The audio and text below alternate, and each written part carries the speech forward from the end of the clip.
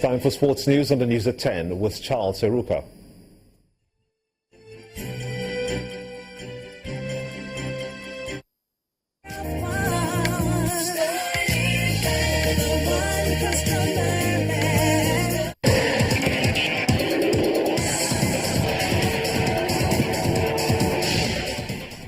Welcome to Sports News. Nigeria's Super Falcons have secured passage to the final of the African Women's Championship with a hard-fought 1-0 victory over South Africa's Banyana.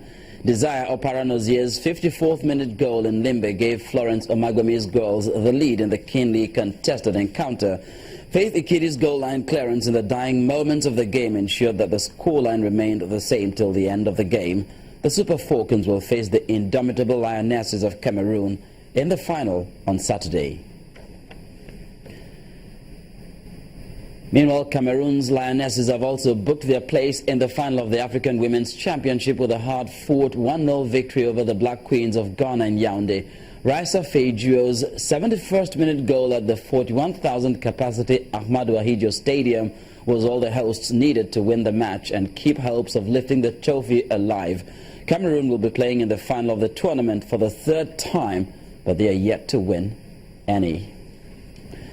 And elsewhere, the English FA board will meet on Wednesday at St. George's Park, where they're expected to confirm Gareth Southgate as England manager. Southgate was interviewed by a 5-man panel at St. George's Park last week after completing an unbeaten run of 4 games as interim boss earlier this month. FA Chairman Greg Clark, FA Chief Executive Martin Glenn, and FA Technical Director Dan Ashworth were part of that 5-man panel and will put the case forward for Southgate to become Sam Allardyce's permanent successor.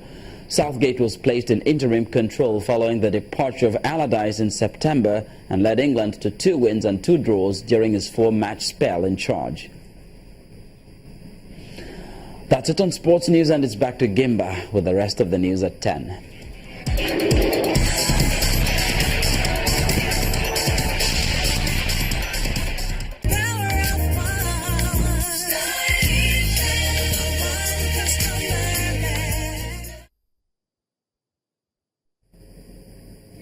A plane carrying 81 people, including members of a top Brazilian football team, has crashed on its approach to the city of Medellin in Colombia. Police say that 5 people survived the crash, but the rest of those on board died. The chartered aircraft, flying from Brazil via Bolivia, was carrying members of the Chapecoense team. The Colombian police confirmed 76 people were killed when a plane carrying Brazilian soccer team Chapecoense crashed outside Medellin, Colombia, late on Monday.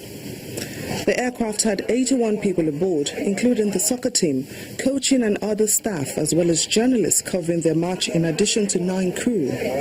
Photos of the wreckage were tweeted by local media in Colombia, where Brazilian news organizations reported that 21 journalists had also been on board. Poor weather conditions initially made the crash site accessible only by road, but the mayor of Medellin, Federico Gutierrez, says the city is doing all it can to save lives. It's unfortunate to have to confirm the accident of the plane the players were traveling in. We are following the deployment of the necessary crews who are also from Medellin, firefighters, ambulances, and the hospital network. Everything that needs to be done, and the important thing here is to see, because there is information that there are survivors, and the important thing is to save lives. Chapecoense had been due to face Atlético Nacional of Medellin in the first leg of Wednesday's Sudamericana final, South America's equivalent of the Europa League. And the main news again, the federal government today launched a campaign against early child marriage with 2030 set as target for total elimination in Nigeria. Vice President Yemi Osinbajo, who launched the campaign, explained that all departments and agencies will be made to ensure compliance. And that's how it's been on the news at 10 tonight. I want to thank you so much indeed for watching. I'm Gimba Umar. Have a splendid night, guys. Good night.